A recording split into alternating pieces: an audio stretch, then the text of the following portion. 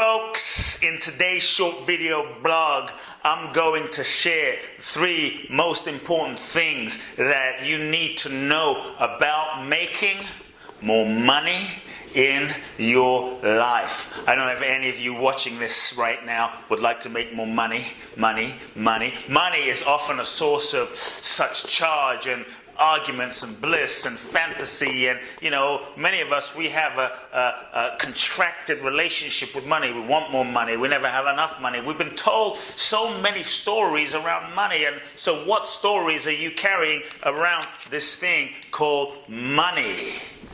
When I say money, what comes up? We've been told that money is sometimes the root of all evil. Money is bad. Rich people are bad. Having money is not important. Money is not important. Money isn't spiritual. And so we carry all these hang-ups and stories around money. And so the first thing to shift around money is your relationship with money itself. Recognize that money is just a thought. For money in and of itself, this thing, it actually has no intrinsic value. This is actually a piece of paper, but we sweat and we work and we cheat and we betray ourselves and we hide and we hoard and we do all these crazy things just to get more of this because we think it actually has value. We think this thing is going to give us value, and so we've been so conditioned around money.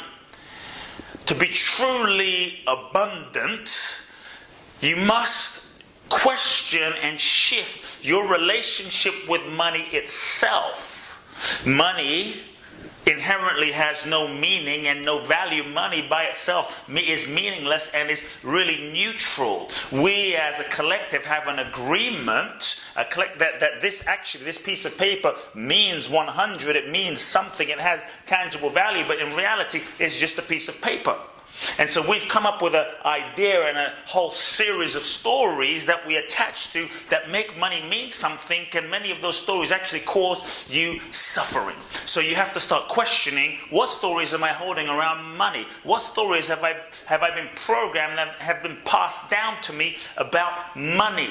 And so what if money didn't even mean anything? And when you shift your stories and you move into a neutral relationship with money, it doesn't mean anything. It doesn't define you. It doesn't define your value, your self-worth. Like if you have more of it, you're less spiritual. If you have less of it, you're more spiritual. If you have more of it, you're more valuable. And the more money you make, then it determines your self-worth, self-esteem, and self-value, or the happier you're going to get. That's just stories. You can have a ton of money and be miserable and unhappy. You can have no money. You can be...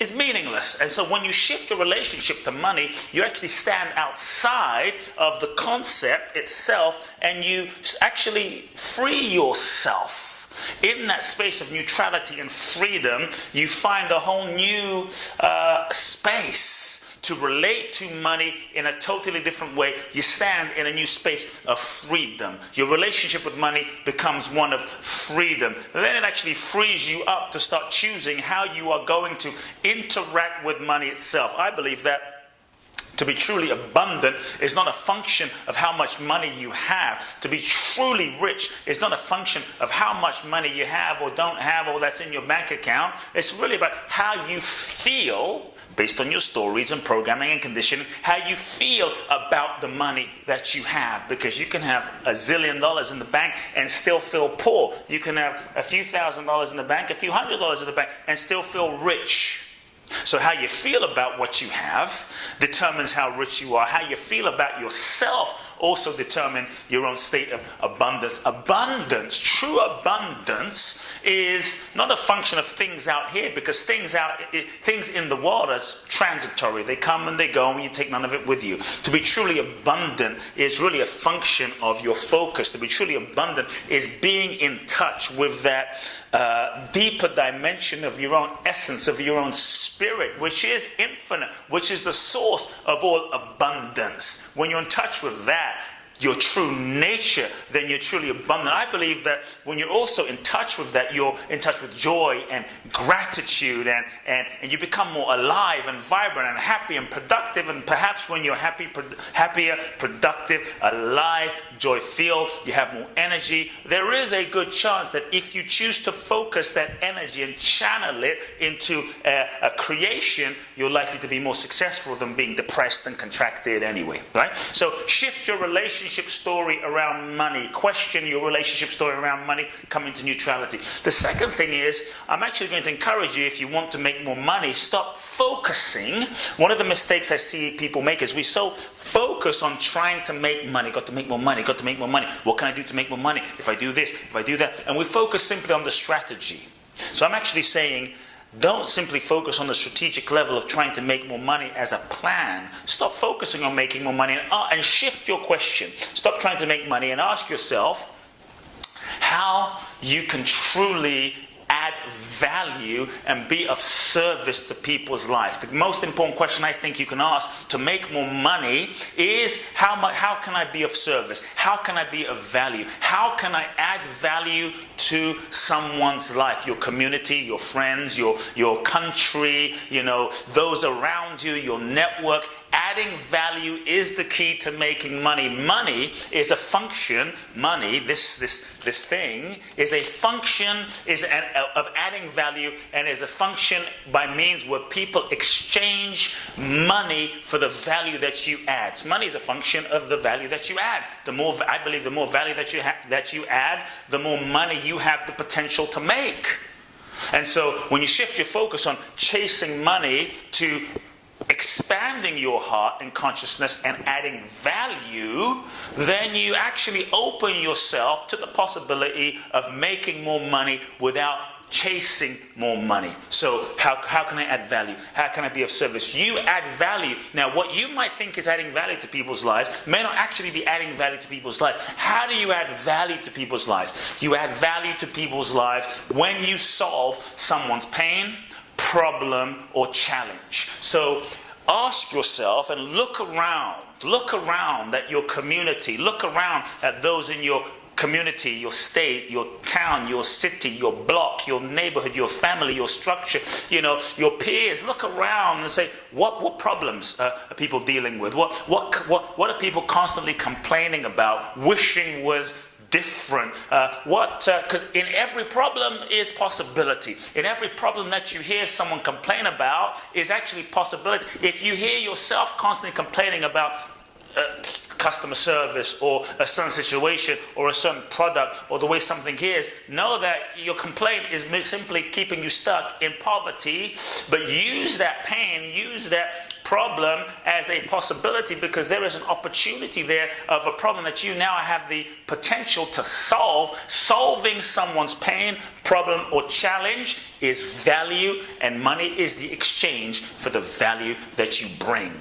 You have to solve a pain, problem, or challenge. It's not necessarily enough to just stand there and just say, hey, I'm going to pray for you. Although, hey, that does happen. I know people that pray for people and make money. I mean, anything is possible if people experience the solving of whatever their pain, problem, or challenge is. Could be an invention, could be a product, could be an idea, could be your information. And so look at your talents, look at your skills, look at your gifts, look at your learnings, look at your experience, look at everything you've been through in your life, and likely there's certain mistakes that you've made, lessons that you've learned that will also be of value to people in your life who haven't quite walked the path that you have walked yet, that you're sharing that information, you're sharing that knowledge, you're sharing that wisdom because you're further along the path or the journey in some way, will be of value.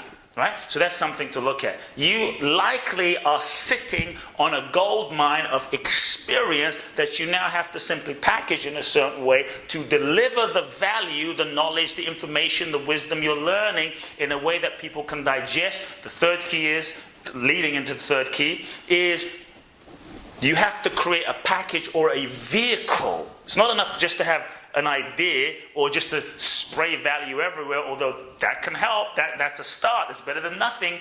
You know, when you're able to channel your energy, once you understand it's about value, and create a vehicle. Many folks are trying to add value, but they don't have the right vehicle. They have, you know, maybe it's like you might know you want to go to Bali, right? But you might, there's different ways to get to Bali. You can walk to Bali. You can take an Uber to Bali, maybe, you know, take an Uber from LA to the airport.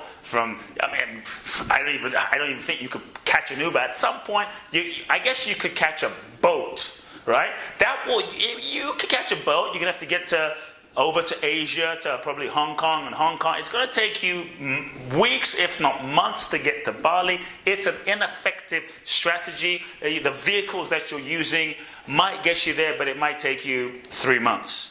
And so it's important that once you understand, here are my skills, here's the value I have to give people, an appreciation of your value. To me, this is abundance. When you are in touch with, here is the value that I'm able to bring. And here's the value based on my skills that I know in terms of I can serve people with, then you are in an abundant state. You're already rich.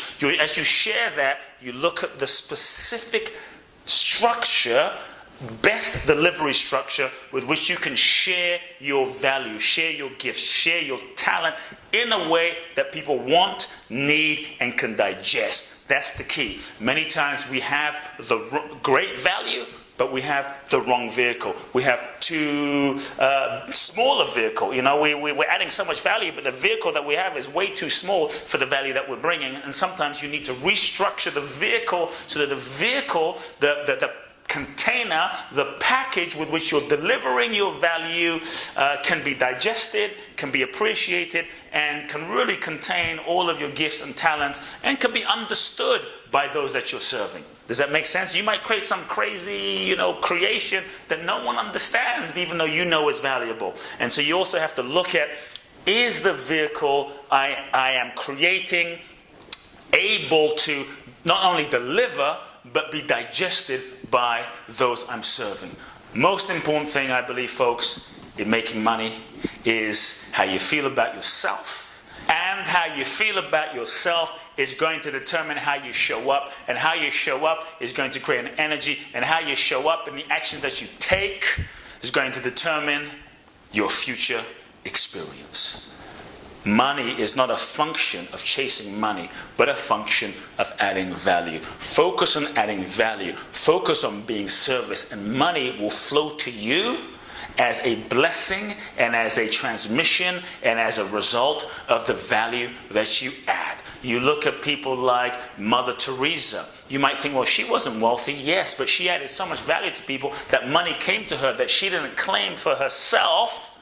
You know, she channeled it into her trust and organization, but she was a billion-dollar industry.